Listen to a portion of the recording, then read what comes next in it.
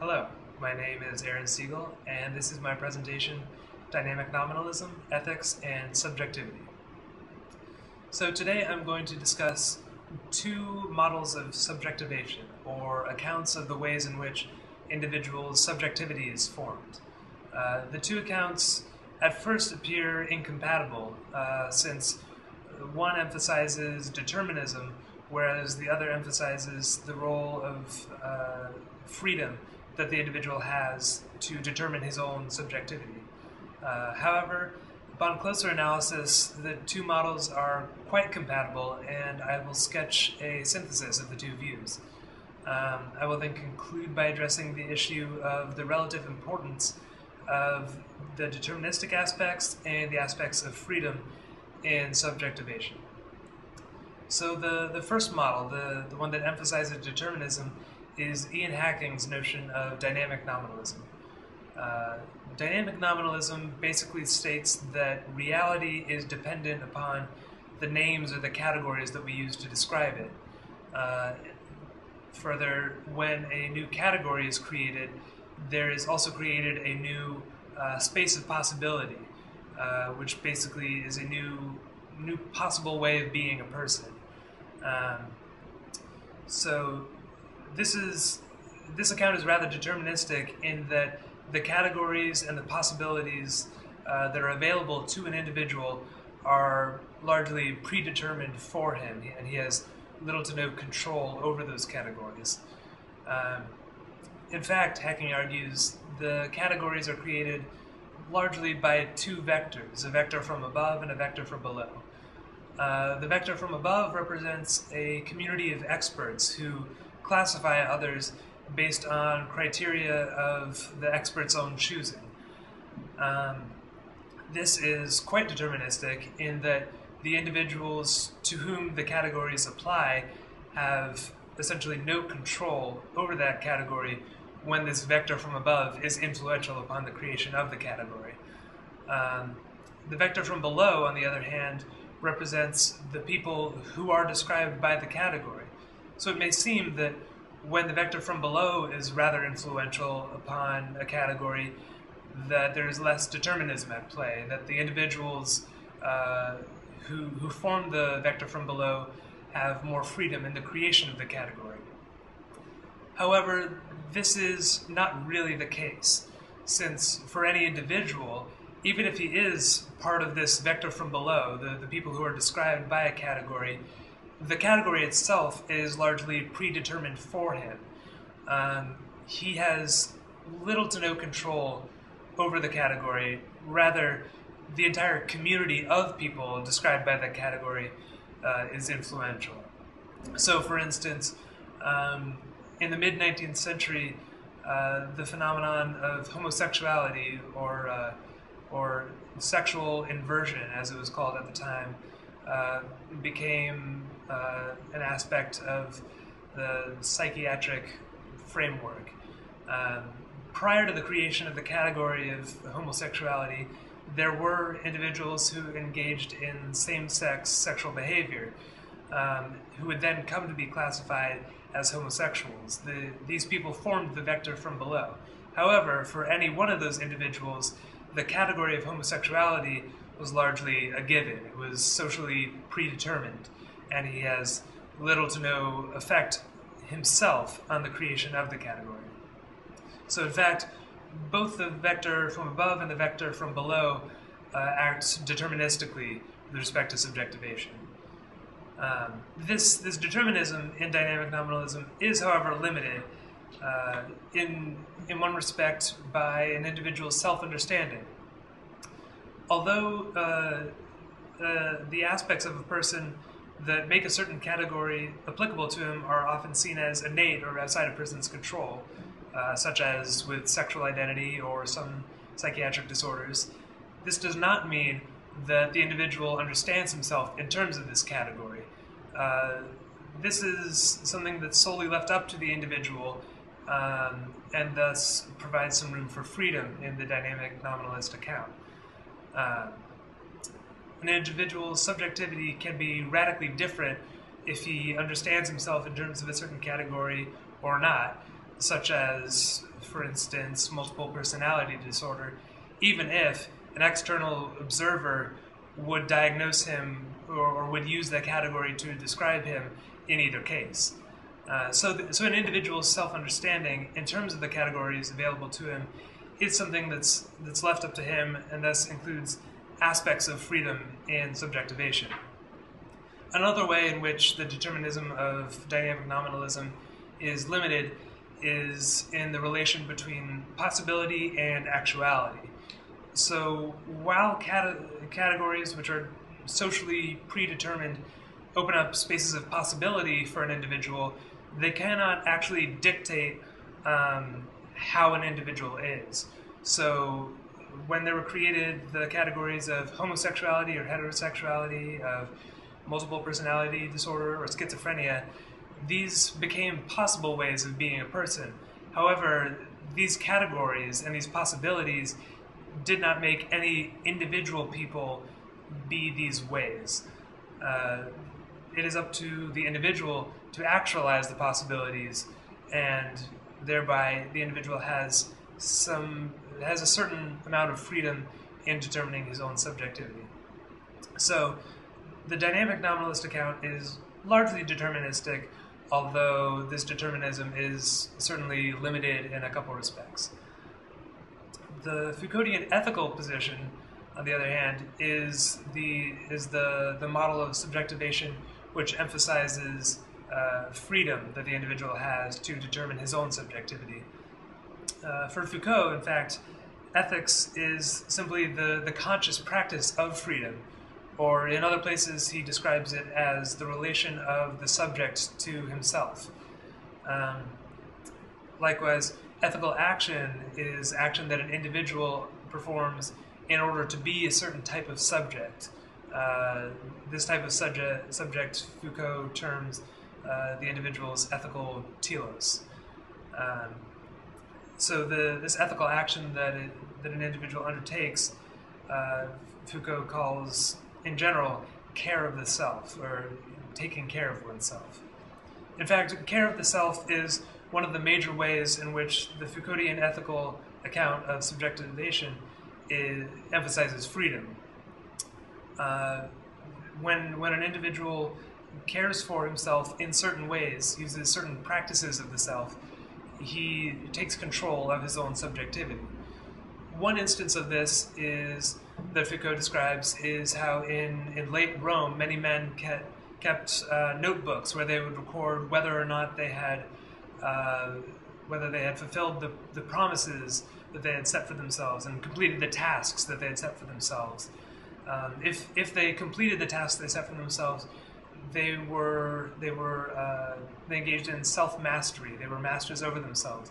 And in fact, Foucault describes being masters of themselves as the ethical telos common to Roman society.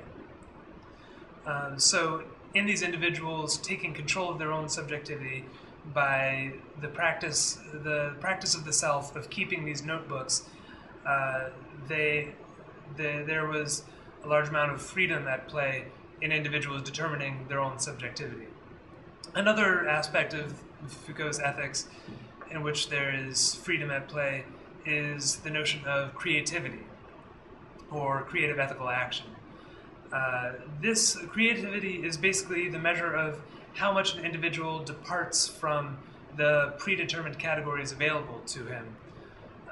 So while the Roman men I just discussed did take control of their own subjectivity through care of the self, their ethical telos of self-mastery was not particularly creative, since it was common to culture in general. One example of what might have been a more creative telos in Roman society would be equal respect for all individuals.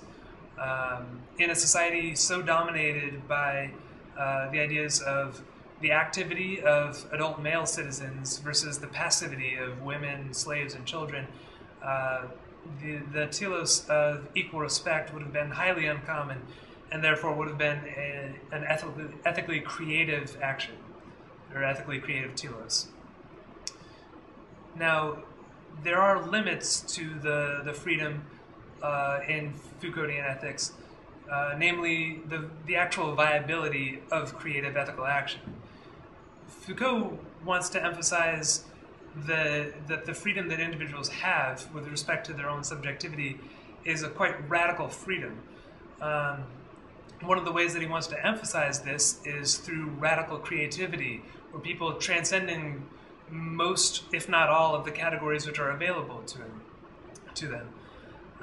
However, an individual's self-understanding must necessarily occur in terms of categories which are available to him. So it would seem that such radical creativity is not, in fact, possible. Instead, we might want to limit creativity to a more modest form of creativity where an individual transcends or does not rely on the common categories, ethical categories in a society, and instead uses more original or uncommon ones.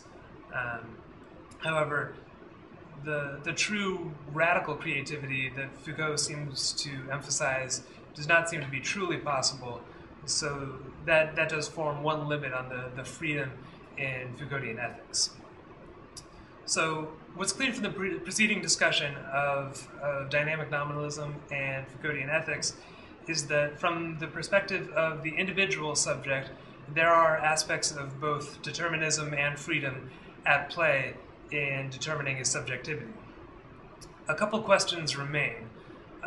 First, how much of an individual's subjectivation is up to determinism and how much is up to freedom?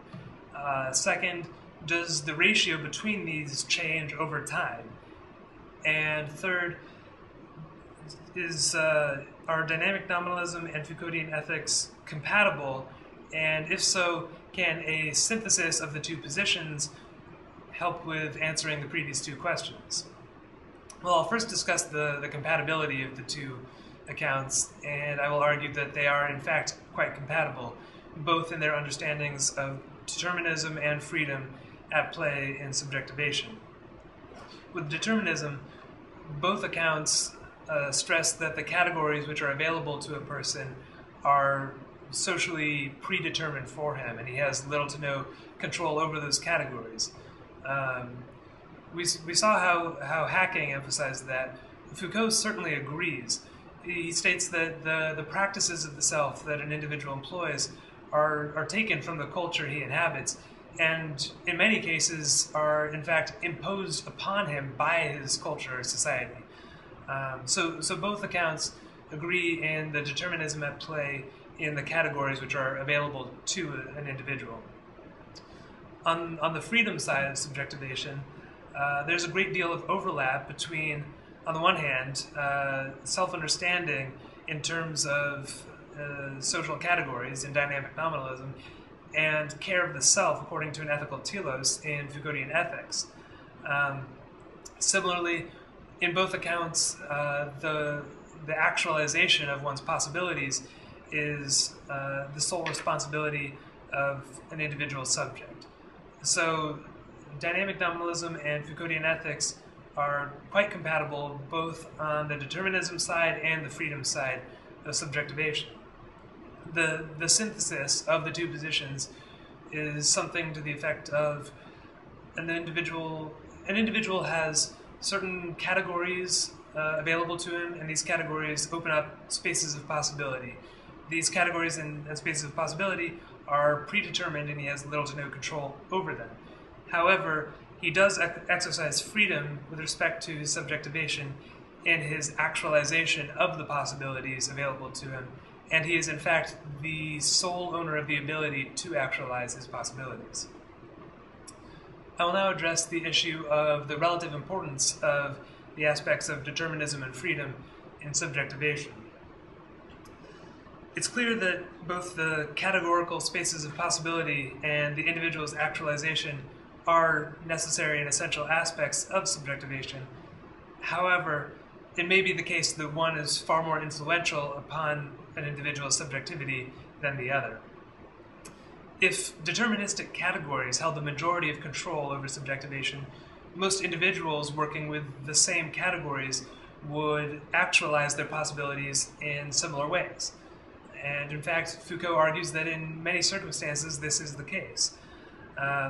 For instance, in late Rome, the ethical telos of self-mastery was common to the entire culture, and many Roman men actualized the possibility that the category of self-mastery opened up in similar ways through keeping the notebooks where they recorded their activities. This suggests that the socially constructed categories and the categorical possibilities play the main role in subjectivation. However, to rule out the possibility that categories and spaces of possibility are relatively unimportant, we would need to get into view what this would actually look like. For these categories to be relatively unimportant, it would seem that they would basically create a long list of modes of subjectivity, or a long list of various possibilities, and then an individual sort of observes the possibilities and chooses from among them via deliberation or something like that. But if an individual is truly free to pick from among the various possibilities in front of him by weighing his options, this doesn't seem to explain how or why there would be such large-scale homogeneity within cultures of modes of actualization.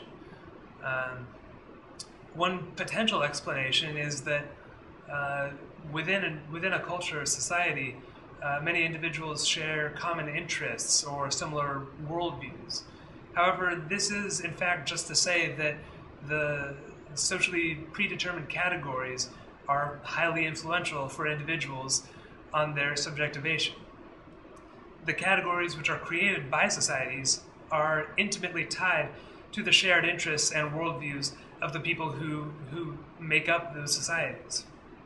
In a similar vein, Hacking argues that we are, as individuals, not only what we are, but also what we might have been. We are our possibilities in addition to our actualities.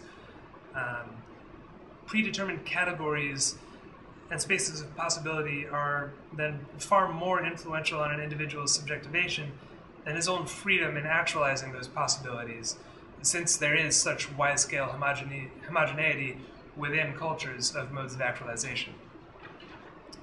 The final issue I'm going to touch on is whether the influence on subjectivation of determinism and of freedom changes over time.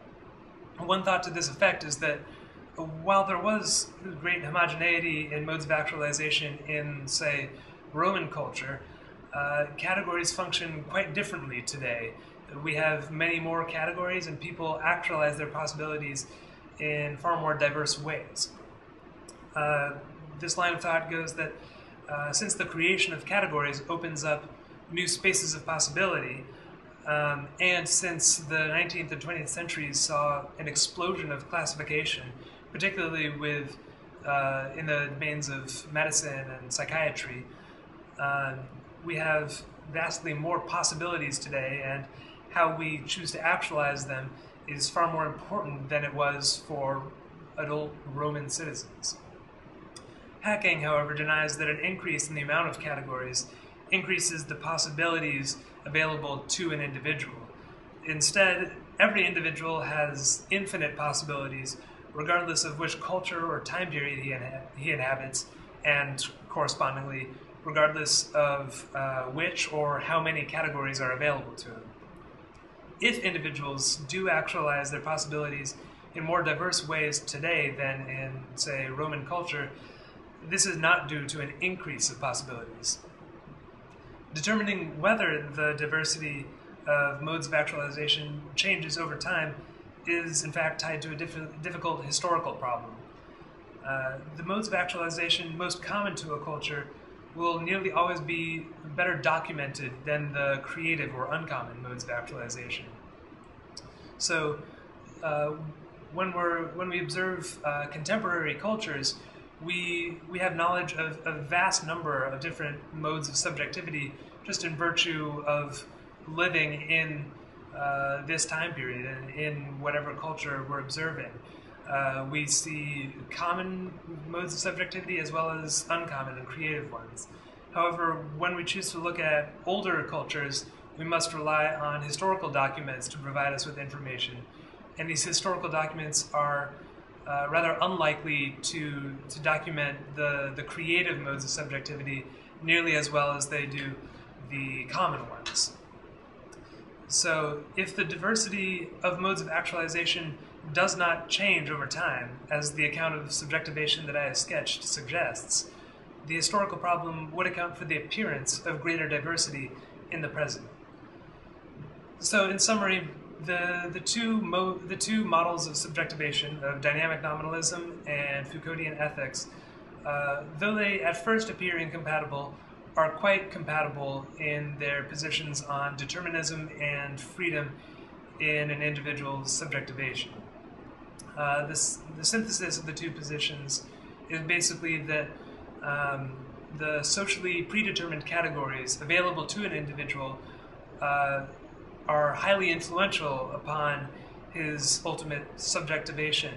However, an individual does still have freedom in that his actualization of his possibilities is his sole responsibility.